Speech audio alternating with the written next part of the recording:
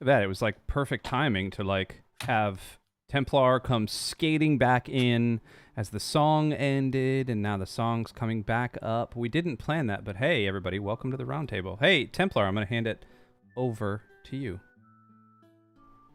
Thanks, Gino. Welcome everyone in to another episode of the Roundtable. It's good to be back. I believe last week was the first time I haven't actually been able to be on the show, so Yeah, how'd it feel? it was a little strange, but it was fun being in chat, just hanging out though. It was okay to be on that side of things. I wasn't feeling the greatest, and the guys stepped in there for me, so I appreciate that. But I'm back, and we got some exciting stuff coming up with the roundtable that I'll get into in a little bit. We're talking about some changes with the roundtable, and I think that's very exciting. Sorry, I went to grab something. I thought I had enough time. I went to grab a book that I finished reading because I figured I actually have the actual physical book, so I could show it off, unlike most of the Kindle stuff I've been reading recently, but I was a little too slow. But as you've already heard there, I am joined by Chino Mage. How's it going, Chino? Good, man. Good. I finally got my lights behind me wired to move. Like at least Snazzy. I've got these two here. I'm a regular Jate live when it comes to everything. Lift is high, live in the chat as well. Yeah, good, man. Good. What's up? Well, I'll wait to ask you what the book is later. Sure. Yeah. No, we'll get into it. Also joined by Nav, who is being very respectful and hasn't jumped in yet. What's going on, Nav? How you doing, man? Oh, I'm doing good. I'm just like sitting here chilling, listening, wondering what the book is. So I'm interested in that. Oh, look at that! You got us like waiting with bated breath here, dude. I know. Yeah, it's really not that exciting. I didn't mean to build it up that much. It's it's fine. It was a good book, but it wasn't meant to be really building the tension or anything. But thank you all for joining us. It's an exciting episode. We're announcing the announcing the results rather of the final round of our animation bracket, which was going on all of March, and we're sneaking in just in March here, last day of March. So the timing worked out pretty well for our March Madness bracket, and that has been exciting. And there's been a great response from the community for the bracket and a lot of participation in it, which has been awesome to see. And then we're going to be talking about our top 5 personal animated films, which are the ones that we consider to be in the top 5. We figured this was a good opportunity to get into that since the community has made it clear what their top animated film is, whether we agree with it or not. And I believe there'll be some agreement and some disagreement on the panel today, judging by the judging by our discussion before we went live. So it should be fun though. And then also we're going to touch on a little bit of Oscar stuff. I had intended to do it previously, but I wasn't here last week, and we kind of skipped over it. The Oscars don't tend to be as... It's tough because a lot of the films that are up there don't tend to be ones that we see all that much, that people see a lot of, and then so it's hard to know what to touch on. But I was watching a little bit of The Whale earlier today with Brendan Fraser, and I wanted to touch on it a little bit and just maybe recommend a couple of the films that are on there that I have seen, and we'll break it down a little bit. I have a lot of questions about The Whale, actually, so yeah, I'm interested in that segment. And then outside of that, I don't want to spend too much time here, and the guys talked about this last week, and I wasn't able to. I shared a little bit in chat, but my heart still just goes out to JoshHanback's family. So I just wanted to kind of address that. In the past week, I was listening back to old episodes of the Roundtable. Just while I'm working on stuff at home, cleaning up or whatever, I threw them on, and Josh was there every time. Chino, every episode, Chino was shouting him out in the chat. TheJoshHanback hanging out with us, and TheJoshHanback, and he will be missed for sure. He will, and it hit me, and his passing has really hit me quite hard, and I can only imagine what his family is going through. And I know we talked about it last week, but I wanted to just kind of give my 2 cents there. The times I did interact with Josh, he had such a passion for ministry that was really inspiring, and I hope that everyone listening, either now or if you're listening to this in the future, that you'll keep his family in your prayers, because I can't imagine what they're going through. But we love you, Josh, and we love you, Josh's family, and we're thankful that you're not suffering anymore. But Yeah. it's a tough loss. It's always a tough thing to transition in and out of, but I felt like it's something we should touch on. But we will transition out of that, and we'll talk a little bit of Oscar stuff here before we jump into maybe some things we've been up to the last bit. And I think that does transition relatively well, actually, into The Whale, because The Whale is not necessarily a cheery film either. It's an experience to watch it, and I found it quite powerful. But I think it's kind of mixed in some ways. But before we get into it, though, what is your guys' sort of relationship with the Oscars? Have you ever really paid attention to the Oscars at all? You ever really given it much consideration? Ever watched them, or maybe made it like made the decision to go and like check out movies that were nominated or anything like that? What's your relationship with the Oscars been? Before We'll start with you. before I got busy and got married and had kids and all of that, I would routinely watch the Oscars. I liked the Grammys more than the Oscars, just because I'm a musician and all that. Music guy. Yeah, that's just how it works. And so the Grammys would come up, and I'd always listen to a lot of the more niche things. The pop stuff is always out there, but the Oscars, we would have Oscar parties. We were like kind of those nerdy late college, early adult type people. We'd have Oscar parties, and we'd do the whole thing, dress up, and it was great. And then I got married, and I stopped actually caring about anything until obviously Chris Rock got slapped by Will Smith. This year was actually the first year I went and checked out a movie expressly because of the Oscars. Actually, it was also because of you, Templar. You talked about All Quiet on the Western Front on a Roundtable, and then shortly after that, it came up on Oscar nominations, so I went and checked it out. And oh boy, speaking of not cheery, that movie, I mean, I read the book like a million years ago, but that movie, goodness gracious. So yeah, that's my history. Sure. How about you, Nev?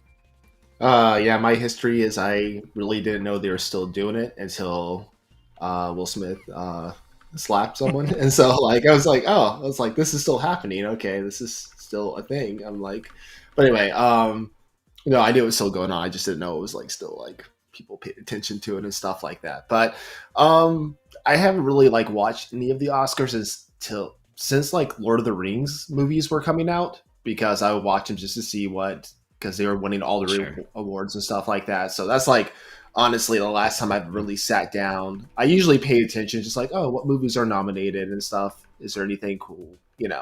The Whale was one of them, so I'm like, I got to go watch that.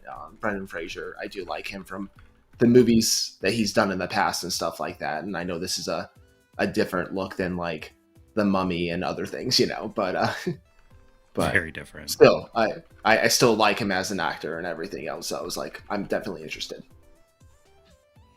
Yeah, for sure. And that was a lot of what caused me to come to The Whale and to actually check it out. Is, I grew up with Brendan Fraser, everything from Encino Man to George of the Jungle to obviously the Mummy franchise, which he was like that's where he exploded and really kind of came into the public sphere. And, he was always great. He was a really fun actor, always seemed like a decent enough guy. And, he's been around, he's had some TV roles here and there, but there's been a lot of stuff with him, both in terms of some abuse that he underwent, some physical things he's had that were issues. I guess he did most of his own stunts on those Mummy movies, and that kind of came back to haunt him in terms of some back issues and things like that. That's made it difficult for him to act in recent years. So I was really pulling for him to win with The Whale, because I never really thought, if you had asked me a few years ago if Brendan Fraser would ever win an acting Oscar, I never would have thought so. And for him to come out now and win Best Actor, I think that was great. The film itself, I have sort of mixed feelings about, but he, I think, was fantastic in it. So talk to And me. just to Talk cover- to me about the movie then, real quick. Yeah. I don't mean to cut you off, but I haven't seen it. I it's know the basic premise. Is it like a true story? Is it just a movie about I don't believe mental it's health? based on anything, no. Okay. Yeah, I don't believe it's based on any kind of actual events or anything. Is it about mental health? There's elements of that in there. It's certainly about self-destructive behavior and the impact of that on an individual and on those around them.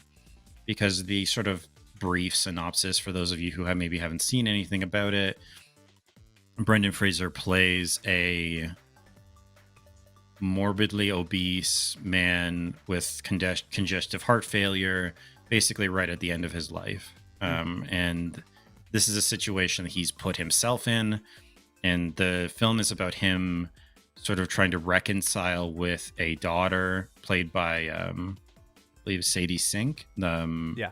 She played Max in Stranger Things. Yeah. Plays his daughter in it. And so it's about him trying to reconcile with her because of some things in the past. He left her and his wife. I won't get into all the backstory there because I don't want to give anything kind of the main motivations or history away. But so him trying to kind of connect with her a little bit because he feels that his life is, he's getting near the end of his life because he is in heart failure.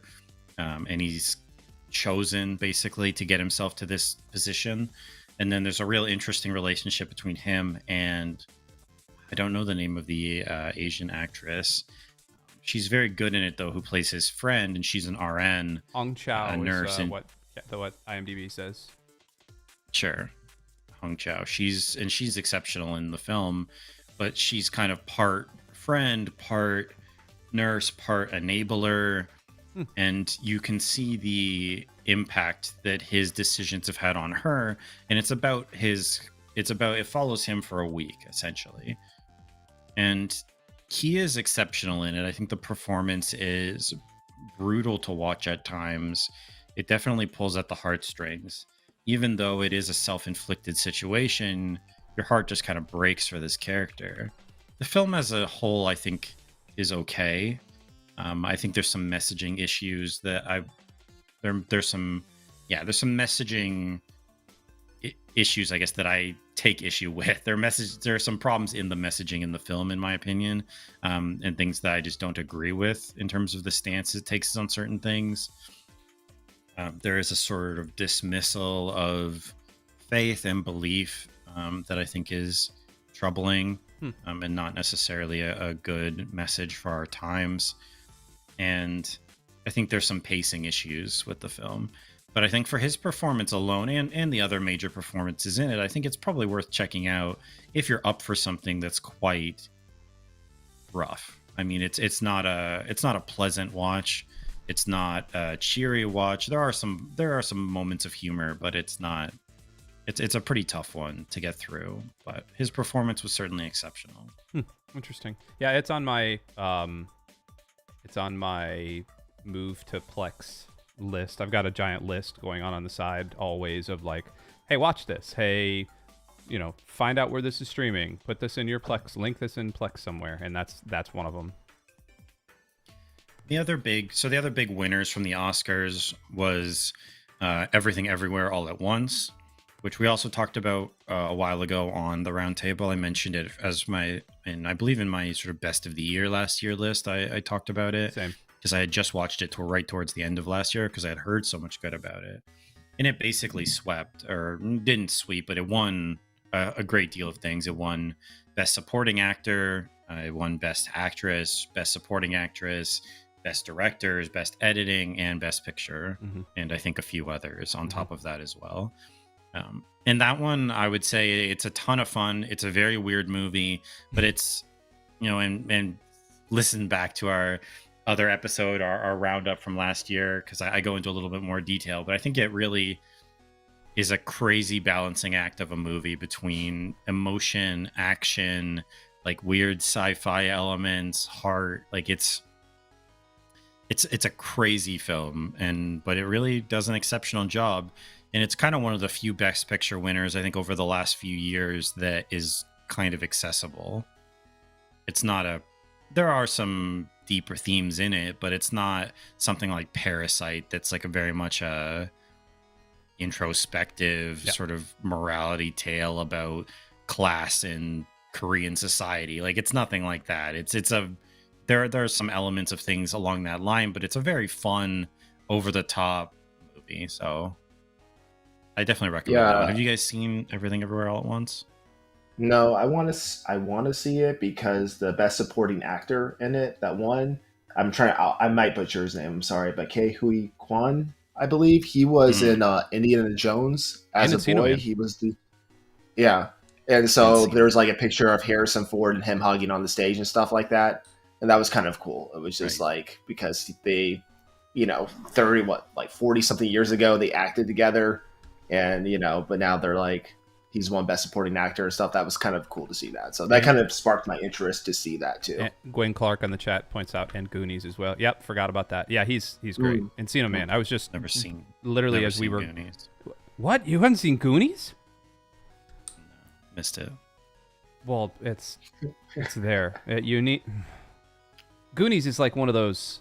Okay, we need to do like a top 5 quintessential 80s movie list for the Roundtable at some point, because that would be like number 2. Wouldn't be on mine. Well, you got to go watch it. That's the thing. The thing is, would I get enough out of it now? Yes. You think so? Yes. That strikes me as one of those movies that, like, if you were there, like if you watched it when you were young, or like it would have that impact, but like going back to it, it just doesn't have the same impact. No, it has.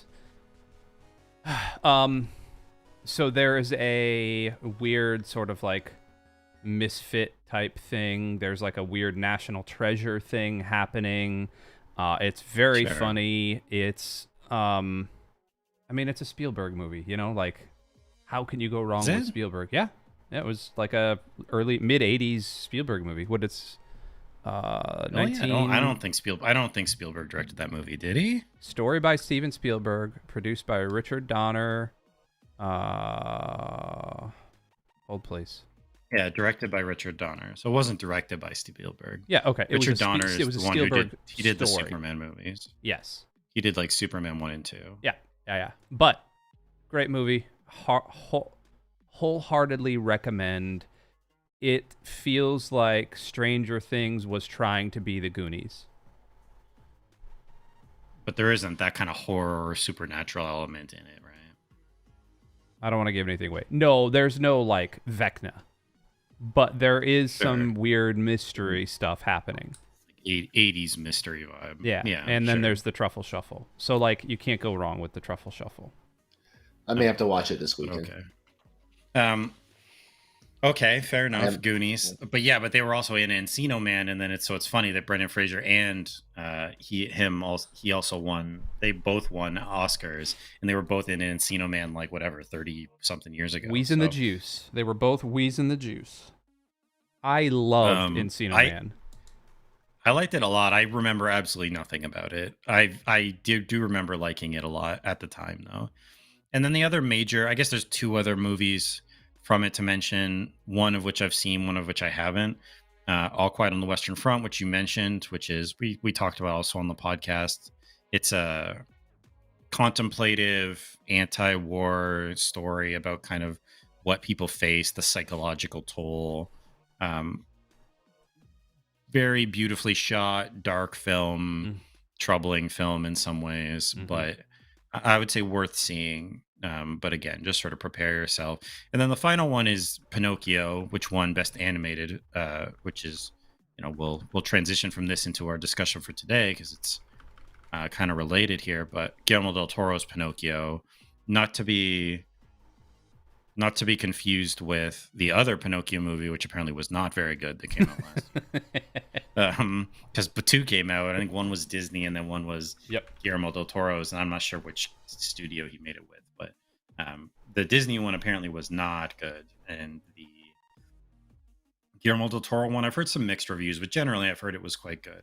Although from looking at the ones that were nominated, it seemed like a weak year for animated films, other than Puss in Boots: The Last Wish. I heard some people saying that they think that should have won instead of. Apparently, it's really good. Like I apparently, heard good things about it too. Yeah. like apparently, randomly, Puss in Boots: The Last Wish is like a really excellent animated movie. Are you sure you're Apparently, not talking about The Witcher? what? No, So there's a Puss in book Boots: The by Last Wish. Andrei Sapkowitz, the guy who wrote The Witcher, called The Last Wish. No, the movie's called Puss in Boots: The Last Wish. It was nominated for animated feature last year. Huh. It's supposed to be very good. Marcel the Shell with Shoes On. I don't know what that is, but that sounds like one of those Oh. weird international short animated films. No. Then there was It's Marcel. So it was a YouTube sensation. It was this girl who would talk in a really high voice like this. Marcel the Shell. It's not like French. She might be Canadian, but I think she's like from the West. even worse.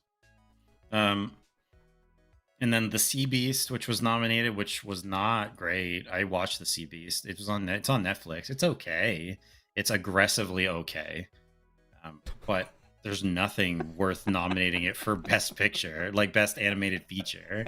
Like, there's no way. The fact that this film is nominated says that this was a very weak year for animated films. Or there were some great ones that they completely missed out on. Because The Sea Beast is really fine as a film. It's really okay. And then Turning Red, which I heard wasn't great, but I never did see it. So. Yeah. Don't waste an hour and a half of your life to watch Turning Red. Puss in Boots outdid Avatar 2 in opening weekend. Really? That's what Mark said in the chat. I don't know about that. I'm gonna have to Google that. But did you guys see Pinocchio, or do you have any opinions about this winning, or intend to watch it? I'll watch it eventually. I just haven't had time and haven't been interested, but it's something like, if I have free time and like, okay, they say it's pretty good, I'll watch it eventually. I have nothing against it. Just Pinocchio in general was not my favorite story growing up as well. I like, and everything else. And this, it looks interesting and stuff like that, but I'm like, okay, I'll get to it. I'll get around to it eventually. Yeah. Shino, how about you? I have not seen any of these, obviously. I didn't even know there was a new Pinocchio out there. 2 new Pinocchios. Yeah, 2 new Pinocchios. I knew, actually, that's not true. I knew there was a crap one. I didn't know there was a good one, a good Guillermo del Toro one. I knew there was a Disney one just because that's like Disney. It's stop motion. I think it's stop motion, which I think when stop motion's done well, it's always very cool. Bougie in the chat says Turning Red was my jam. Yeah, that seems on brand then. So good stuff. So quickly here, I guess before we get into animation, we never did talk about what we've been up to. And I watched The Whale. I was been watching a show called Justified on Amazon Prime with Timothy Olyphant, which is pretty good. I would say I was more into it at the start than I am. I'm almost on the first season. There's a little more drama in it than I was sort of expecting or hoping for, a sort of relationship type of drama stuff.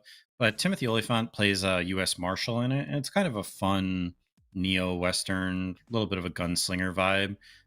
I wish there was a bit more of that, but it's okay.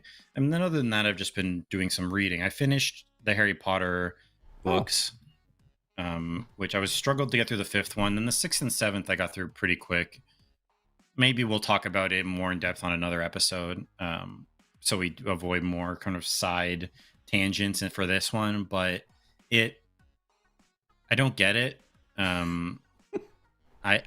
This is why I asked about Goonies, because like I wonder if I had read these books as they were coming out, I would get it more. And I love the franchise. The movies are great and the books are good. Like, don't get me wrong. But like, if you handed me those books and I knew nothing about Harry Potter and you asked me, do you think these books would take over the entire world for like a decade? No, absolutely not. I don't think so. They're not all that well written. Like I think some of the characters are far more interesting in the movies than they are in the books. Like Snape is not a not good character in the books. I'm sorry. In the movies, Alan Rickman's great, and I think he makes him an interesting character.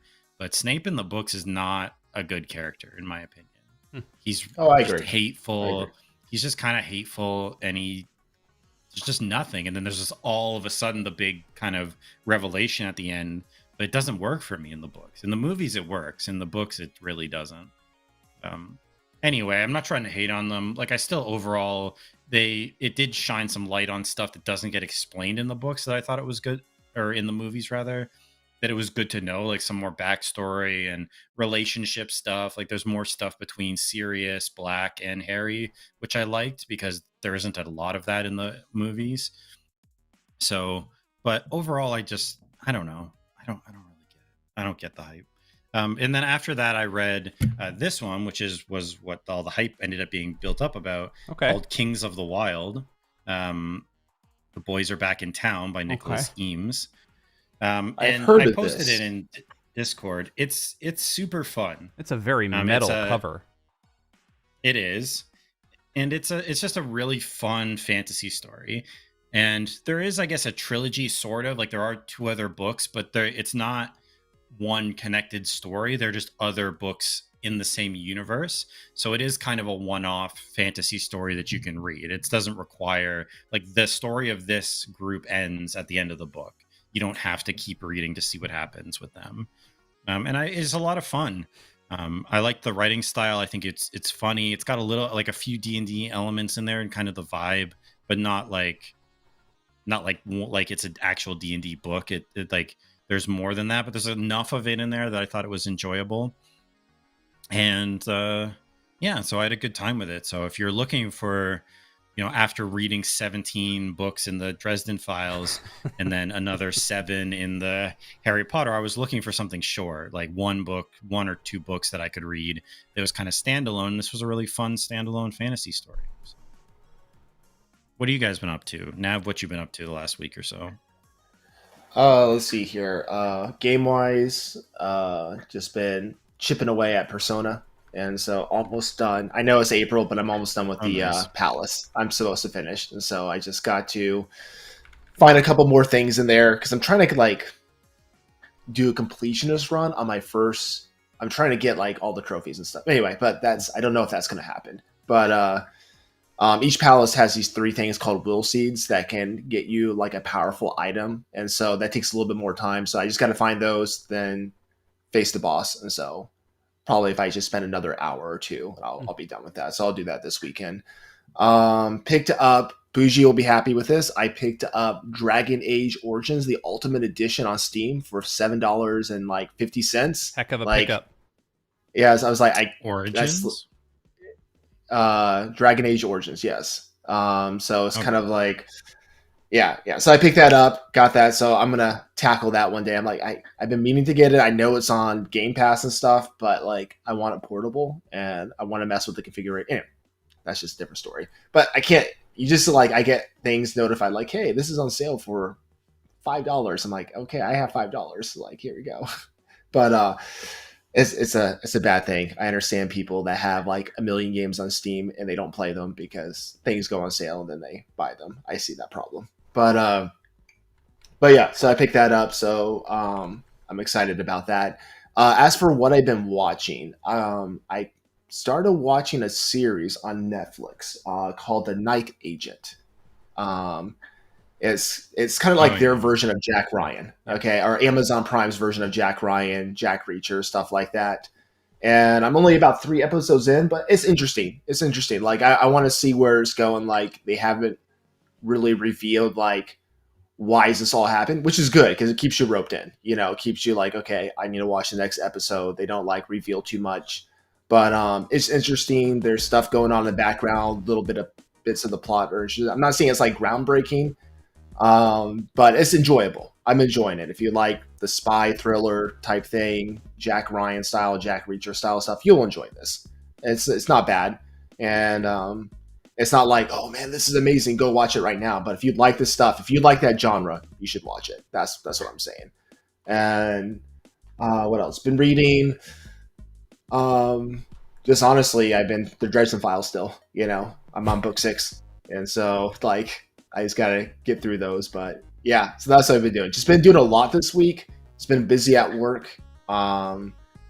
doing a lot more technical stuff at our church and stuff, since the person who was doing it is not doing it anymore. So it got pushed onto me. And so, hey, that's what a youth pastor is. He does everything. Yep. And then a youth pastor's like, 20%, well, more than that, probably like 40% youth, 60% everything else. Yep. And welcome. Yeah. Yes. And so, which is not bad. I enjoy it. It's just time consuming. And then I pulled a muscle on my back last Friday. I couldn't be here last Friday because I went to a trampoline park with the students. And you know that thing where you see it on the videos where people fall off a ledge onto the trampoline and try walking up the wall? Yeah, I tried doing that a couple times. And I fell one time, just fell a little too far, heard something pop. And I was like, yeah, I'm done for the night. And so... and then I re-aggravated on Monday, and then like now I'm like 70% better, but I'm just like, okay, yes, I'm getting older, and I'm going to be like the parents that go there. I'm just going to sit down and watch everyone next time. Just like, yeah, you guys have fun. but it was I had fun and everything until that moment, but it was good. So, but it's just been that week, been getting some things done, watching a new series, playing some games, so not too bad. Nice. How about you, Chian? What have you been up to? Yeah, real quick, want to catch up with a couple of people in the chat. Bougie is happy that you picked up Dragon Age Origins, but he feels for you because it's old, is what he says. Brombin just started playing Dragon Age Inquisition, which that's a great game. That's better than Origins, in my opinion. Inquisition is huge, and you can play it forever. It is. No. Yes. No. It's huge. It's huge. That doesn't mean anything. Absolutely not. It does. No. This will not stand. We can do a top 3 Dragon Age movie or games if you want to do. Hungry Father bought Dice Legacy. Looks pretty great. Been reading Mercenary Stories, second book in the Mech Warrior Grey Death Legion series. That's a mouthful, but yes, that looks awesome. And TheLift says Jen and I watched Into the Spider-Verse. We'll talk about that in a little bit. And he's saying caught up on that new soccer show episodes, which he means Ted Lasso, which he then corrected himself to say Ted Lasso. It is a great show. So I've been watching, my wife and I have been doing Ted Lasso every date night, which is Friday. Actually, this week it's Saturday nights because it was our anniversary. So we're going out for our anniversary. It was our anniversary Wednesday. So we're going out tomorrow and doing married anniversary stuff. And then we're going to come home and watch Ted Lasso because that's what you do. Sure. We've been watching that. My son and I have been keeping caught up on The Mandalorian, which I want to have a discussion about The Mandalorian and why I'm so disappointed. I'm only in episode 3, so maybe it turns a corner at some point, but I just don't know how it's going to turn the corner. So been watching those two things. I actually just finished The Bear. We talked about that last week. That show is incredible. I didn't realize there's one episode. So episode 7 of that show is one shot. They start and then go the entire time. And there's no swish cuts. There's no nothing. It's an entire 20-something minute episode that is one shot. And like, as a film nerd and a production nerd, I was like blown away the entire time. And it's like it's real anxious and people quit and there's like a lot of arguing and then there's happiness and then someone gets stabbed accidentally and then somebody slaps a donut onto the floor and then the computer explodes and like there's just so much anxiety and like it creates this momentum inside of you and it's like it is so well done. I'm going to go back and watch it again at some point because it's fascinating. Haven't really gotten a chance to play anything. I need to work on my work-life balance a little bit more because I get about half an hour, maybe an hour each day to like decompress, and usually that's like I'm gonna go spend it with my kids or my wife, and then it's like, well, got to get ready for bed. So I got to work on that a little bit because there are some games coming up, especially like Zelda, which I do want to have a conversation about Zelda at some point. Oh, man. And the new trailer that dropped and the fact that Link glued meat to an arrow and shot it is just so cool. The fact that he put a rock on a stick and it became a big club. I want this game in my hands like yesterday. Game of the year. It's game of the year already. Game of the year. It's already. Hands down. It's, yep. Hands It's down. going to win that whether it deserves it or not. So It's yes, gonna we can deserve it. decide that. Yeah. It's going to deserve it. Advance Wars, Bougie. Advance Wars is actually like that'll be. I don't think it's going to be neck and neck with Tears of the Kingdom, but I think it's going to be up there No. as well for a certain subset of people like myself and Bougie who like tactical games like that. Count me in on that too. Advanced Wars. And Neff. Is that And Neff. another one of I those? love Is it. that another one of the like Final Fantasy ripoffs of the old Final Fantasy games, or no? I think Advance Wars came first. Oh, did it? I think so. Before Tactics? Yeah. I don't think so. Yeah. It was on the Game Boy Advance. The Advanced Wars came out on the Game Boy Advance. Tactics was on the PS1. I think GBA was before. I don't know. The linear, if not I'm gonna find before, out then here. they were like super close together. So right around there. So whatever. But all that being said, like if you get Advance Wars, we got to start some async matches. Yeah, dude, I'm in Bougie. Like I am an Advance Wars nerd. So just like I'm a Fire Emblem nerd, I'm an Advance Wars nerd. So saddle up your mechs and let's shoot missiles at each other. So yeah, there we go. That's what I've been playing. Oh, one thing that I just started. So last week I talked about I finished Senlin Ascends, or maybe 2 weeks ago. I finished Senlin Ascends by Josiah Bancroft. That's a whole series. I ended on book 1. I'm gonna go back like book 2, 3, and 4 at some point. It was like kind of depressing, and so I needed something different. So I started what's called the Farseer trilogy by this lady Robin Hobb. And it is that's a good trilogy. Have you read it? Oh, I've read it. Oh, it's really good. Like this kid turns into an assassin. Ooh, it's real good. Okay, Nice. we'll talk. I'm a quarter of the way into the first book so far, and he's like on a journey, and it feels very much like what happens when a D&D rogue becomes a rogue. He feels like a level 1 rogue. And then, but there's like this political drama, and there's like people like trying to kill each other, and it's real good. So I'll report back later. Sure, I've heard Just to let you know, Final Fantasy Tactics 1997, Advanced Wars 2001. Huh. So 4 years apart. You were close, but that's a whole. That was high school for me. 97 to 2001 was high school for me. So that was like a mishmash of everything. Sure. Good stuff. All right. Well, I think we should probably get into our main topic, given that it's already almost 4:00. So, my bad. I think I derailed things a little. There's a few things I want to talk about, and kind of, I think we tried to jump too many places at once. That's so, okay. I guess I'm just along for the ride.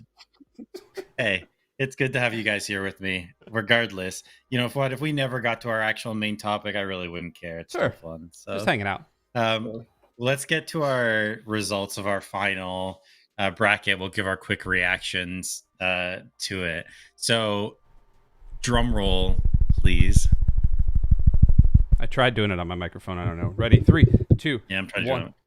Here we go, ladies and gentlemen, boys and girls, with an astounding 62% victory over Toy Story. The Lion King with 32 votes to Toy Story's 19 votes. I am disappointed. I'm not surprised. This was my pick from the very beginning. I would say it's going to be Lion King versus Toy Story, with Lion King winning it. Yep. I said it at the very beginning. Go back to the episodes and check. I think I'm disappointed. I don't know how to feel about it. I don't have a strong opinion here, one way or the other. I like both these movies a lot. If you ask me which one is the better film, it probably is Toy Story. But I have a lot of nostalgia for both of these movies, and probably more for The Lion King. So I actually don't think I voted in this one. I think I intended to, and then I kept putting it off because I couldn't decide. And I actually never ended up voting. Now that I think about it, I couldn't make a decision. It was too difficult. Well, I think Jen went in and stuffed the ballot box because we had an increasing number of people, and I think Jen just came in and said, like, I'm just going to keep voting. I'm just going to keep voting for The Lion King. How many people joined a Lux Discord server this week? I just wondered how many accounts did Jen make? I'm disappointed. Just kept popping in and going and voting for it. Mark is But trying to give regardless a good of spin in the chat, saying a regardless huge of showing our of people that did vote, and it's like, yes, that's fine. A lot of people did Yeah. vote. They voted for the wrong thing. I mean, it's a good movie. It's Like, fine. let's put It's the salt. Hamlet. Let's put the salt away. It's Like, Hamlet. and let's, you know, it's a good movie. It is. You know, it might be overrated to you. You know, it is a generational film, though, and both of these are. I mean, we had our laughs about generational films throughout this bracket, but both of these are massive films within animation. Like, they're undeniably huge films in the history of animation. The Lion King is sort of the best of the 90s Disney Renaissance. Films are one of them, certainly. And then Toy Story was a landmark film in animation. So to me, you can't really go wrong, regardless of which one you prefer. I didn't think The Lion King would win. I mean, I was with Nav from the beginning that these two certainly would have been favorites. But I thought with our community, I thought it might have gone a different direction. But it looks like in the end, and Lion King also didn't win its matchups by a huge amount at the beginning, at least early in the bracket. It seemed like there was in some close matchups, other than Poor Song of the Sea in round one. And then, but then over time, I guess it just things dropped out and people just rallied behind Lion King, even though, you know, we thought maybe Spider-Verse or other things, and I'm sure other things that will come up on our lists might have won, but I can't say I'm upset about it. And it was a good discussion. It was a cool thing to have going on in the community. Go ahead, Nev. Yeah, I think like Spider-Man was like the dark horse kind of going into this one. I thought like that could, just with the Lux community and everything, and like Marvel's name behind it, and Spider-Man is the most recognized like superhero in the world, like number one. Just I thought that carried weight, and it did till like the top 8. And but if I went to someone who was not part of Lux, not part of this bracket, I said, hey, we had a bracket of top Disney movies, and the final 2 were Lion King and Toy Story, and Lion King won, people would be like, yeah, I can see that happening. You know, like, it wouldn't be like, you know, people are like, yeah, the Lion King, I can see that winning. It's not just like, it wouldn't shock anyone. No, it's not unexpected. I think if we had gone and actually manually seeded it and like made the 2 brackets and like made 2, say 1 seeds into like 16 seeds and done it that way, like these might have been the 2 1 seeds, right? Like Lion King might have been the 1 seed on one side, maybe something by Miyazaki, but Lion King could have been one and Toy Story could have been one of the others. Like, if you were making a bracket, these could have been the favorites from the beginning. So not that that's disappointing. I think there was a lot of fun matchups. I think it was cool to see. And I honestly thought Spider-Verse might do it. I mean, I was kind of pulling for a little while for a Spider-Verse Incredibles final. I thought that would have been a cool matchup for that to happen. But thank you to everyone who voted and was like so consistently supporting the bracket throughout the month, and who were talking about it and sharing your opinions, and sometimes heated differences of opinion in the Discord and during our shows. It's really awesome. It's just really great to have that type of engagement and discussion. And I mean, you know, you guys know me, I love talking movies and I love debating stuff and whatever, and it's great. So this is all like bread and butter stuff for me. It's been so much fun for participating and to participate in and be a part of, and it's something we're definitely going to do again.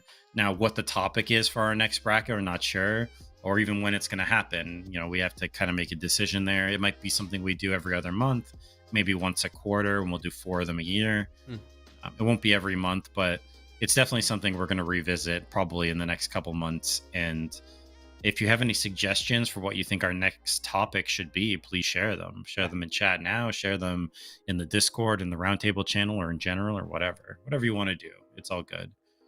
Share your ideas. What do you think our next bracket should be? I think there's some ones that we could go with, but I think maybe someone will come up with something that I wouldn't have considered that might be really fun. So love to hear what your thoughts are. Nintendo. And without further ado, unless anyone has anything else to say, about this matchup and this result here. Any more disappointment to express, or apathy, I guess, in the case of me, to express? Not that I don't care, but just this was a pretty expected outcome, so it's not like. So I do care about it, but you know, I'm not devastated, and I don't feel great. Like this wasn't like some real high stakes matchup for me. It was just sort of like, okay, I like both movies, so I'm not going to be really mad either way. We should probably get into our own top 5 lists while we still have some time and see if we can get through some of these things. Yeah. I'll start out. I got it here. So we're going to just go through our own top 5 animated films. And I'll have Nav and Chino give their sort of rationale here while... Sorry, there was a comment in the chat. Yeah, there was a great comment. Comment caught me off guard there. That was great. I'll ask Nav and Chino to kind of give some of their rationale behind their list. Like, how did they approach this when they do their first entry here? And we'll just go through and we'll each give our 5 and our 4 and all 3. And we'll just go around that way. And what I'll say is if I have something at 5 and you have it higher, just let me know and we'll talk about it when you have it higher. So we'll talk about a film when it's at kind of the highest point on someone's list. And then we'll just talk about it at the same time in case we have overlap, which I assume we'll have some. Cool. And so that's the way we'll do it. So give your rationale when we get into it. But my rationale was this: like, there's a lot of ways this list could go, and I think if I made this list tomorrow, it would look different. So I just kind of thought about what I've been feeling, and I wanted to include some films that maybe most of these were not included in our bracket, and some things that maybe people haven't seen as much or don't know as well or don't get brought up in the conversation as much, but ones that are sort of like personal favorites, or I think that are really exceptional in one way or another. So that was sort of my way of going into it, because I didn't want my list to just be like 2 Toy Story movies and The Lion King and like 2 other things. Like I kind of, nothing wrong with that, but I wanted to try to do something a little different with it, with other animated films that I love. So without any more preamble, my number 5 is Grave of the Fireflies. Do either of you guys have Grave of the Fireflies on your list? That's good. No. Okay, Grave of the Fireflies, we did talk about it a bit. It was on the bracket. It got eliminated, sadly, with basically every other anime in the first round.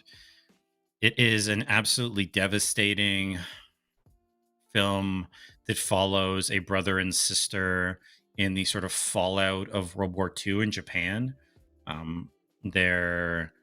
What they go through, their kind of struggle for survival. I don't want to give too much away, because if you haven't seen it, it's a beautiful film. It's a heart-wrenching film. We talked about it before, and I called it the Schindler's List of animated movies, and I still think that's probably the best way to describe it. It struggled. I wanted to put it at 5 because I think it might be the best. It might be the best animated movie I've ever seen, but it's devastating. It's just devastating in a way that I can't put it any higher on the list. And it's exceptionally well made. So I can't recommend enough that people see it. But, you know, it's not a movie for kids in any way, shape, or form. It is absolutely like an adult animation, not because of any kind of sexual content or anything like that. Nothing at all. But just because of very heavy themes, war, starvation, like just absolutely brutal themes. But I think it's a very important film, and so I highly recommend that anyone check it out. But, you know, brace yourself and you know, maybe have some tissues there and be ready to experience something when you go through it. But number 5, that's mine, Grave of the Fireflies. Chino, we'll go to you next. What you got at number 5, man? Or any reactions to that? I mean, have you guys seen it? Yeah, I've seen it. It's great. I couldn't put it on here because when I think animated films, and my rationale behind it is animated films for me, outside of me really not liking The Lion King because of a 7th grade band teacher that just ruined the entire thing for me. That's another story for another time. But the animated films for me are, as I've become a father, are something that I share with my children, because especially with them growing up. It's very much not that definition of an animated film. Right. Yeah, that's what I'm saying. So I didn't put it on there. All 5 of mine are some that I have watched with my children and have special moments from them. So remembering, so like you want me to just go into my number 5 right now? Yeah, let's hear, man. Go into My number 5 is Wall-E. I know we had it in our bracket. I think we actually had all of my 5 in the bracket. So Wall-E for me. Is that on your list, Nav? Is that higher on your list? I don't have Wall-E on my list. Oh, it's an honorable mention. It's an honor. If I had a top 10, it would be in my top 10. Yeah, but it didn't make my top 10. So yeah, sorry. Go ahead, Gino. Okay, it's beautiful. The first half hour with no dialogue whatsoever. It kind of falls over itself a little bit towards the end. It kind of becomes a little predictable, but the outright implications of what it's talking about in terms of global, the way that we are destroying planet Earth in one way or another. I'm not here to talk about global warming. I really don't care to get into that right now. What I do care to talk about is the fact that, and the partisan politics that are happening with global warming. It's pretty easy to see that we are doing a real good job of destroying the world all over the place. And Wall-E kind of touches on all of those things. And yet the first half hour is beautiful. And I remember watching it with my oldest son, breathless, just like could not believe that nobody talked. And the only things that were happening were music, which the score is great, and then robot noises. Until you see Jeff Garlin like floating around in a chair, there's really nothing happening. And it's striking to me how great it is. So yeah, that's my number 5. Beautiful film. Yep. The first 40 minutes, I think, are some of the best storytelling I've seen. Period. Agreed. So, yeah, I'm with you. All right, Nav. What you got? Okay, for my 5. How I did this, I just did ones that were, I guess, impactful to me. Kind of like I remember, like, have fond memories of that with my brothers and I. Things that I like watched multiple times as a kid too. Like I was just like hooked for a while, that type of thing. And but I think I'm good. My number 5. I had a tough time with my number 5. It's kind of both are animes, okay, or like this style number for my number 5 here.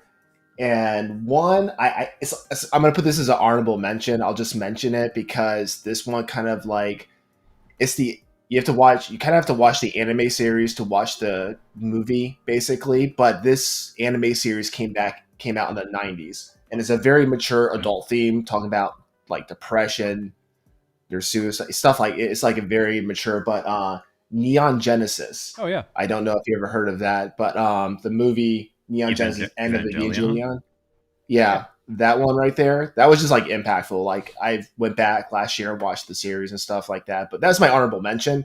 But I think my wife actually introduced me to this one. But Spirited Away is my number 5. And so Miyazaki and everything. Is it on your list? No, it was an honorable mention. It would have been. I had a top 10. It was number 8 on mine. Okay, sure. Yeah, and so I struggled with these two because I thought both were like very impactful. But Spirited Away was just, honestly, storytelling, I mean, you just got to go watch it. I don't want to spoil too much. If you haven't seen it, go watch it. It is a good movie and everything. Very impactful. Very a lot of interesting themes and stuff like that. So, but I don't want to say too much about it. It's about a young girl who basically goes to another. Okay. I'm gonna stop there anyway. Yeah. So you gotta go watch it. That's my thing. Go watch Spirited Away. I don't want to spoil. That's just something you just need to go in and not know anything and just watch it. Well, and it's just a tough movie to explain. Like even if you wanted to like actually get into explaining it, it's not an easy movie to say really what's going on. And like you can explain the basic plot, I guess, easily enough, but to like say what's really happening in that film is tough. Like it's not an easy film to really get into and explain, even if someone wanted to. That's a cool choice. It was a tough cut for me. I really strongly debated putting it on my list, and it was also fighting for a spot. Didn't quite make it. I just decided to go in a couple other directions, but Spirited Away was the number 1 on our bracket for a reason. It's an exceptional film, and even though it's not on either Chino or my list, definitely worth seeing. So that's a cool choice now. Nice. Okay. I'm up next, right? Yes. So number 4 for me, very different direction, and a film that I wish had made our bracket. And if we were curating it, if I'd curated it, not just gone based on ratings, would have made the list. And that's Rango Oh. at number 4. Did that make either of your guys' list? No, I didn't even think of that. That's a great movie. Rango is such a good movie. Yeah. I'm partial to westerns anyway. Yeah. So it is kind of speaking to me, and it's very much is playing off a lot of the stereotypes or sort of tropes from old westerns, especially Clint Eastwood westerns. And I think this one kind of got forgotten a little bit. Like, I don't know, the Pirates movies had kind of gone downhill, and like maybe people weren't as big on Johnny Depp. This is before all the kind of court stuff and that stuff with Johnny Depp, but it had gone down a bit. And so I think people didn't pay enough attention to this one. But Rango is so much fun, and he plays an actor, and he gets stranded in the desert, and basically he puts on this persona of a gunslinger, and it goes through all these different scenarios, and it's so well done. It's very fun. The music's good. There's some really interesting characters. There's some kind of cool cameos in it. And so if you haven't seen Rango, it's kind of the polar opposite of my previous pick. It's a super fun, kind of over the top, like even like silly at points, but has a lot of heart to film. So if you haven't checked out Rango, I definitely recommend it. That's my number 4. Yeah. What's your guys' experience with it? That's a great movie. I totally It's a forgot good about movie. Rango. I like it. I mean, I can't argue with that. I can't argue. It's good. Fair enough. I like that as a sleeper. I like that. That's nice. Put that as number 11. Yeah, it's a movie people forget about, but it was. I need to go back and watch it now. I kind of need to as well. I saw it late. Like I saw it a few years after it came out, but it's already been a while. I should go back and check it out. But yeah, it's a really fun movie. The whole voice cast is really good. It's just, if you haven't checked out Rango, and the animation's great too, but if you haven't checked it out, I highly recommend. So, all right, Chino. Number 4, man. Number 4, again, remember my rationale. Kids. Yep. Love these things with kids. My number 4 is Despicable Me. And the reason do you guys have Despicable Me? No, I totally forgot about that. That's super a good fun movie though. Great. Yep. The Minions were just a lifeline, and my 3-year-old, well, he was 4 at the time, would just wander around just like that was his favorite movie to watch in the car. Was, hey, can we turn on Despicable Me? And then later it was, can we turn on Despicable Me number 2? And he was just always going banana, and there was just, he was sick at the time. He was in the hospital a decent amount, and that was one of those, like, I'm getting emotional just thinking about this. Holy crap.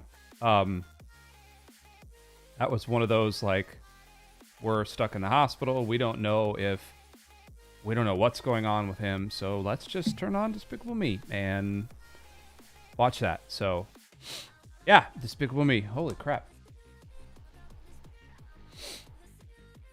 Sorry, I wasn't laughing at your very heartfelt story. I was laughing at Saint Bear in the chat here. He's just, making some jokes. That's all. But that's great. I love that's just, I mean, we don't really talk in sort of abstract about film a lot or art in that way, but like that's the kind of impact that certain films can have, right? I mean, film is such a subjective media anyway, but when you tie in those kind of experiences and those relationships with it, like I will never forget when I was, 6 or 7 at the time, running out of Sunday school at church, and my dad had a VHS copy of Jurassic Park for me that he was giving me as a gift. That moment is like seared into my brain, and it's why I can never be objective when it comes to the original Jurassic Park. I watched it so many times. It's such a good memory for me. I was so excited about it. Like we just have these experiences around film and about lots of things, but that you can't separate. Like you can't separate it from the film. So it's something so meaningful about that. So that's awesome, man. And Despicable Me is a super fun movie. Yeah. Like that was a franchise that I think even the trailers, like people expected nothing of, but super fun films. Agreed. So that's a cool choice. And that's a great story. So thank you for sharing that, Chino. All right, Nav, what you got, man? All right, for my number 4, right? Wait, number 3, number 4, Number 4. Yep. yeah, number 4. Okay. Um, this one wasn't on any list or anything, but I just really enjoyed this movie when it came out. Over the Hedge, the cat, Sure. Over the Hedge, Fun movie. and so it's an enjoyable. I watched Bruce it Willis. like Yeah. I mean, there's just good voice actors in it, and it was just it wasn't like all-time best movie ever, but by DreamWorks, it was really good. Had really funny moments in it. The squirrel, I can't remember his name, is hilarious. Okay, Hammy or something like that. Just like all the characters were just good in it. My favorite part in the movie is like when the squirrel drinks the energy drink and like the world slows down and he's like going back. It's just there's a lot of like things like the Dorito chips when they open the bag. It's just like there's like so many funny moments that you think of like animals trying to get to human food. Is like my like another moment is like when he's talking about when people like are praying over the food. Is like this is where like in the dining room, like this is where the people worship the food, and it shows them all praying, and it's just like to an animal perspective, like there's just like little funny things like that. And my youngest brother, he liked the squirrel so much, like so when I would like babysit for my siblings and stuff, we would always like watch that movie. There's like a few movies that we would always watch, and so there's like good memories of just my brothers and I just hanging around. So like Sentimental, Over the Hedge, just like one of those. I just enjoyed it. The cast of characters, Bruce Willis, all of them in it. It was just like, it was a good movie. Like, it's just a good, fun, enjoyable movie. So I like it. That's great. 100%. Yeah. Yeah, that's a really fun movie. The voice cast is great.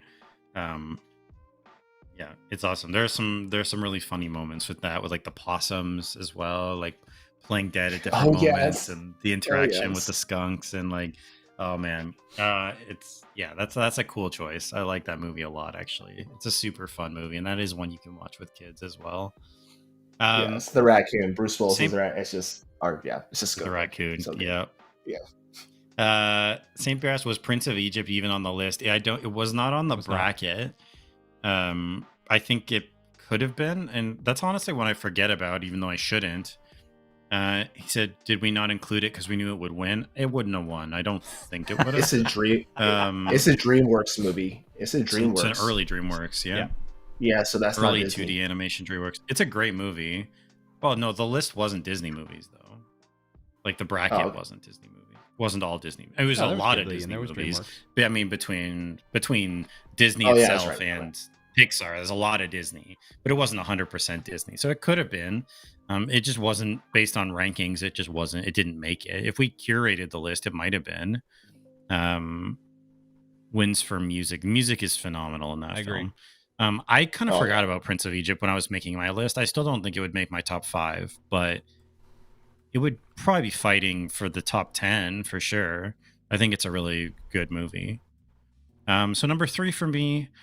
Moving on, but Over the Hedge, I like that pick. That's a movie I forget about, but I should rewatch that one too because it's super fun.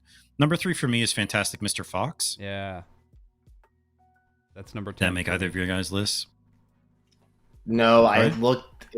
No, it didn't. But it's a good movie. Like, it's in my top 10. I like the movie. Yes. Sorry, Chino, what'd you say? I said that's my number 10. No? Literally, I'm looking at my list, and it's my number 10. Oh, you made a top. Oh, it's actually your number 10. Yeah, okay. Yeah. So this is a different style of animation. I guess it would be stop motion. It's Wes Anderson, which he's done a few of these films. I think this one is by far the best one. He also did like Isle of Dogs and stuff like that, which was okay. But Fantastic Mr. Fox is great. The voice cast is phenomenal. I believe George Clooney plays the main like Mr. Fox in it. It's like an adventure story. It's a heist story. The animation style I really enjoy, and I think there's really cool angles in it.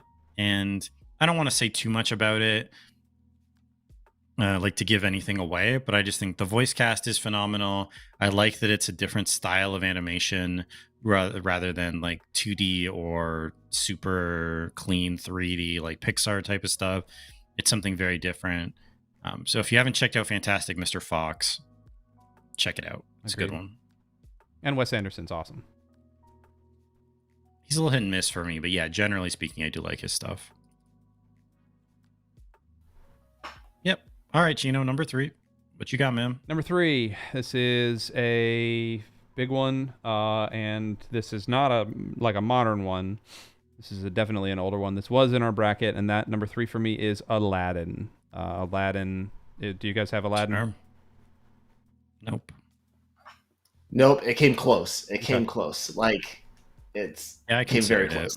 Aladdin is, first off, Robin Williams. We talked about this when it got eliminated in the bracket, but Robin Williams, just one of the best all-time animated performances in The Genie. Incredible. The music in Aladdin, also incredible. This is not attached to my kids. This is actually attached to me. So every evening after dinner, we would listen to a CD. This is back when CDs were the thing. We had like a 5-disc CD changer, and we'd put 5 CDs in there, and we would, whatever one of the 3 kids would get to pick one of the CDs, and my pick was always the Aladdin soundtrack. And so while we were cleaning up after dinner and doing the dishes and all that, we'd listen to the Aladdin soundtrack. And I have some of those songs just seared into my brain, but then also just some of the scenes of like the magic carpet ride, the weird beginning where there's all of a sudden a scarab flying into the mouth of like a panther. Like that was terrifying when I first watched it, but you go back and watch it now and it's super cheesy and you know how it's going to end and it's slightly racist and it's kind of problematic in some of the certain things, but it just has such a cool meaning, and it has like a cool check mark in my heart that reminds me of family. And so Aladdin, number 3. Very nice. It's a cool choice. Good choice. Classic. Yep. Again, Robin Williams, one of the best animated performances of all time, if not the best. Just awesome stuff. So, yep. Really great choice. All right, Nev, number 3, what you got, man? Mine, number 3, is out of... you probably guys don't have this, but it's out of the box. It's another anime, all right? It's one from... What year was this made here? Hang on here. But this is one I watched so much as a kid. This is what kind of got me into anime. 1998, this one. But I didn't know there was like a TV series that kind of like animated before this, but you can kind of watch the movie and really don't need to watch the series. But if you watch the series, it adds more to the movie type thing. But it's like a standalone movie. But Gundam Wing Endless Waltz. And so the music is really well done in that. Oh, you've seen that one? Nice. Yeah. Nice. Long time ago. Aoki is the director. It's a classic. Robots fighting, for the Battle of Earth and everything else. Just like there's like humanity, peace, all that stuff. What's on the line? Like, friends fighting against each other type thing. Like as a kid, this is awesome. Just like robots fighting, explosions, in space, like you can't. But also the story was pretty 100%. good. And the music was really good in it too, especially the end scene with the music though, and the violin. Oh, it's good. It's good. And so that was one I had it on VHS, and I think I watched that so many times. This is back in the day, guys. But that's what got me into anime. Like I did not know anime was a thing until I randomly got Gundam Wing Endless Waltz, and I'm just like, this is awesome. I need to watch more of this stuff. It's a good one. I liked Gundam Wing. I didn't watch a lot of anime when I was younger, but I did see that.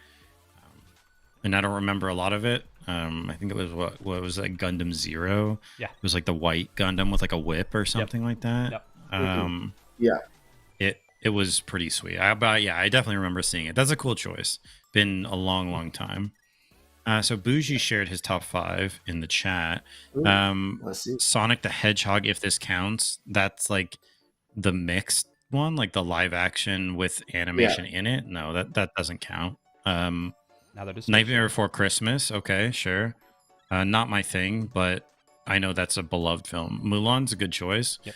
Mulan is probably my favorite Disney princess. I don't know if it was really fighting to get on the list, but I do love the animated Mulan.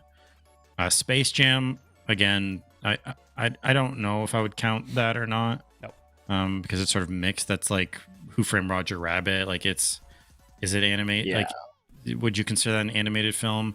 And then Final Fantasy Advent Children, is that the weird, like... Hold on, don't call it weird. It was awesome. No. I got that from Japan and watched it on subtitles. Like when it first came out, I was all about that. Yeah, that was awesome. I Oh, okay, imported it's not- that over here. Yes. Okay, But it's not the if you one I like was Final thinking Fantasy, of. yeah, go ahead. Sorry. It's not the one I was thinking of. I was thinking of the weird CG one that they did that was like super Uncanny Valley.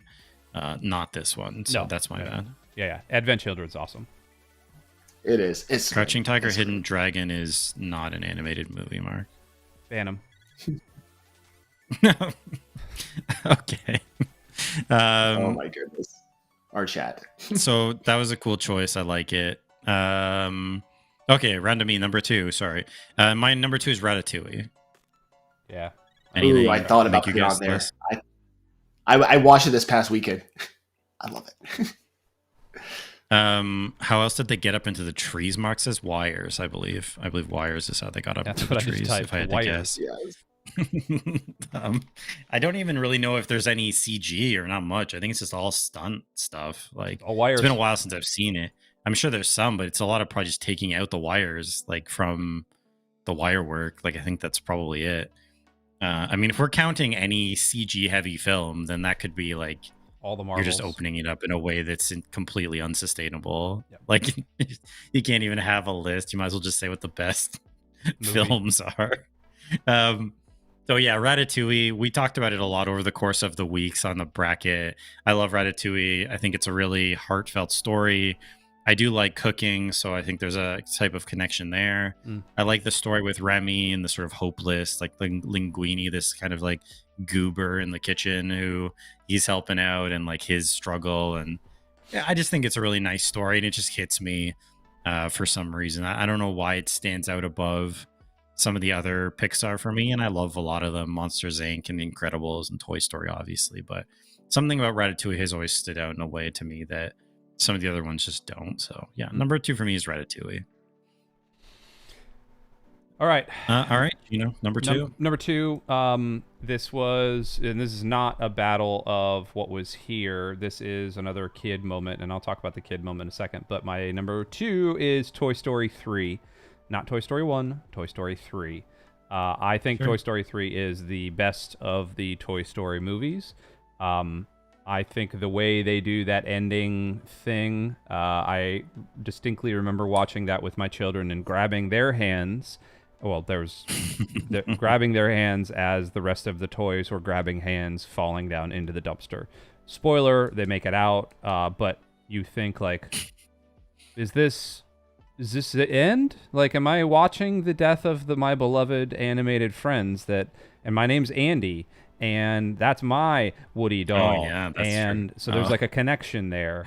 That's a whole nother layer I never even considered. Yep. Welcome. So there was another like bit of anger when The Lion King is beating out Toy Story. But Toy Story 3 is obviously they had refined the voices, they had refined the acting, they had brought in a couple of new characters in Toy Story 2 that had really stuck. Jessie was a great addition. She was a good foil for Woody.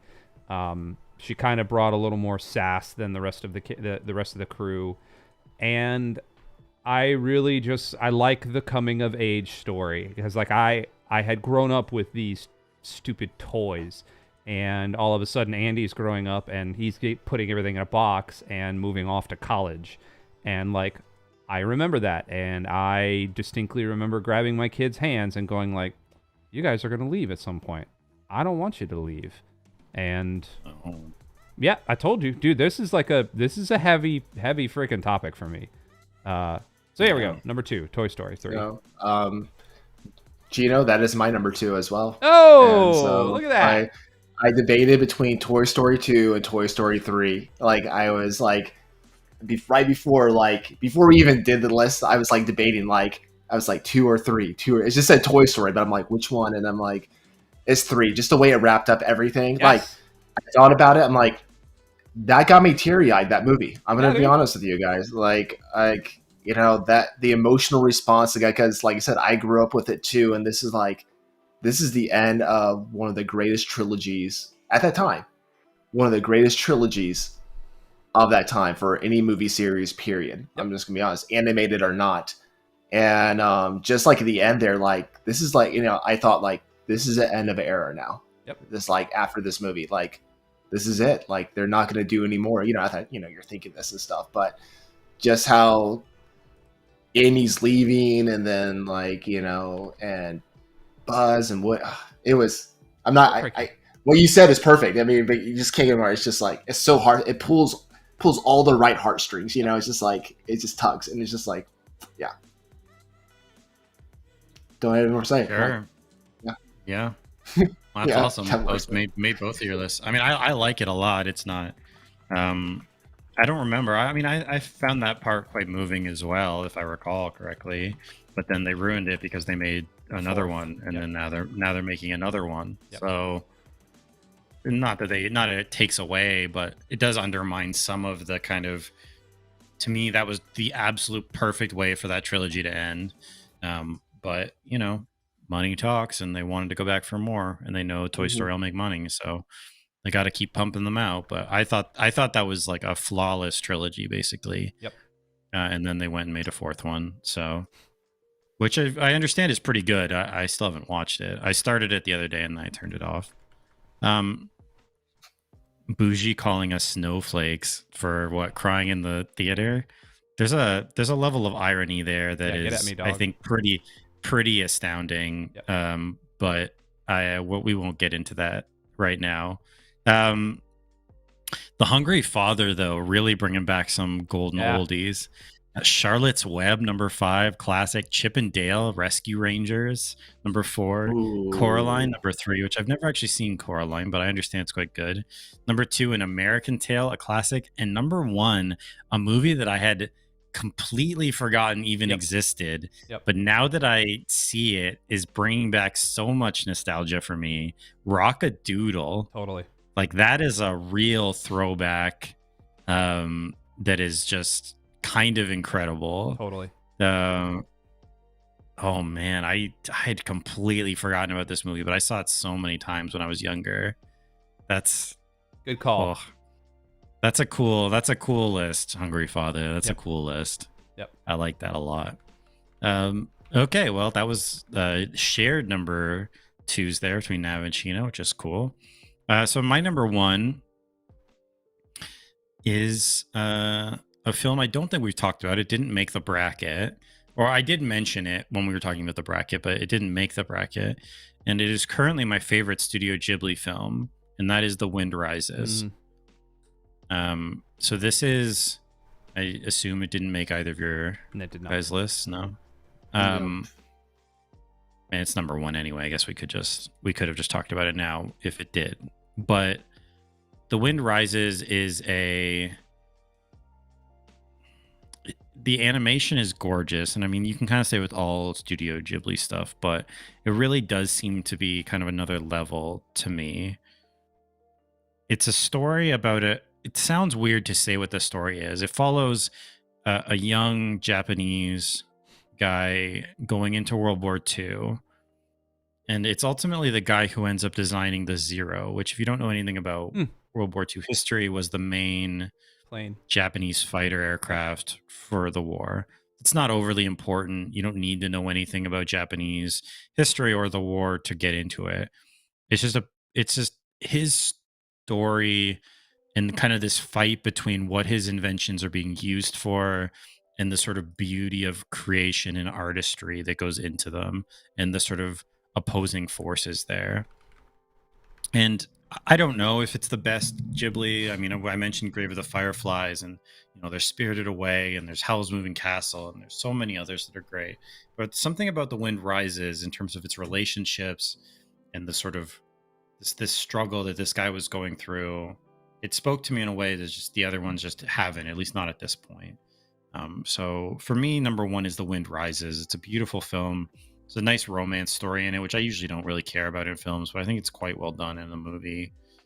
And it's just, it's a nice film, and I think there's a lot of really interesting, deep messages in it. So if you haven't checked it out, I believe it's Miyazaki's last film. I don't think he's come out. I think he's got one more that he's working on, but I don't think he's come out with it yet. So yeah, The Wind Rises. That's my number 1. That's good. Have you guys seen it? No, I haven't. Okay. I'll make an effort to go see it. If you get the opportunity, maybe. But all right, Yep. Chino, without any further ado, I mean, this your is number one. This is going to be easy, but it's Into the Spider-Verse. I mean, there's no question. Nav, is Okay, that yours? moving on. What's your number one? No, it got bumped out of my top 5. No, I did have it at number 2 at one point, but I just kept getting moved back and back a little bit. But if I maybe next year, this could be up there because go ahead. It's a great movie. It's a great movie. Saw it three times in the theaters, twice with my children, once with just friends. Both times that I saw it with my children, it was with different pairs of, or different sets of my children. The first time was with both my sons. The second time I took my daughter and one of her friends. And each time just enjoyed being with them, obviously, but it's just so funny, and the way the animation is beautiful, and the adult humor in it is not like over the top sexual adult, but it's very funny. Like, it is a very witty movie. And the fact that Miles Morales is taking such a lead role in all of it, like, I think that's a brilliant decision by Sony and whatever marketing team, because like Peter Parker's great, but Miles has such a cooler story than Peter Parker. And even the way they make Miles look kind of like awkward and gangly, like he doesn't actually know how to move. He doesn't know like how to swing properly. And then you get fat Peter Parker, who like you can see like halfway through the movie, like the skills start to come back a little bit. And so he starts swinging appropriately. It's just the little touches are just fantastic. So I think that's my number one. I know it's not a consensus number one, but that's mine. No, I can see it. Yep. It's a cool choice. We talked about it a lot over the course of the bracket. Yeah. I have no issue, though. I think it's a fantastic film. I don't like it as much as other people do, but I think the animation is like next level, incredible. The story didn't really hit me the way it hit other people, but I think the whole multiverse thing and pulling in all these different Spider-Man and the things they did, like Greg talked about it, I think, or maybe someone else about the frame rate stuff they did and the different things. And if you haven't seen it, I mean, it's such a well done film. So yeah, cool pick. I like it. Yep. Nav, rounding it out. Number one, man. All right, for my number one. Blue's Clues, the movie. Oh, get out of here. No, I was kidding. Thank you. Nice. I wish it was April Fool's. I wish it was like, anyway. No, but seriously, my number one. I know. I was like, this is so good. I told Chino that I thought about making a list if it was April Fool's Day, just like of all random movies. No, but it would have been fun to do like a completely straight-faced, like ridiculous top 5 list of it if it was like April Fool's and like try to sell it. That would have been worth it, I think. My number 5 was going to be the Lord of the Rings cartoon from 1978, but it's just man. Okay. Oh man. Anyway, but my number one, probably this, you could use the term generational for this if you want to. You might have had to been there for the time, but honestly, this spanned generations from young to old, and some of the greatest music in a movie, but some hits that came back. But number one, Shrek, the original. That's good. Yes. Okay. I think just the humor in it. I still quote things from it. I have friends that still quote things from it. There's like even younger people know what Shrek is too. It's just like the music in it. Smash Mouth, that was one of the bands in it. I thought Love Was Only True in Fairy Tales, that one and stuff like that. It's like there was like so many good songs in it. The YMCA, but it's just like Eddie Murphy, Mike Myers, just stuff like that.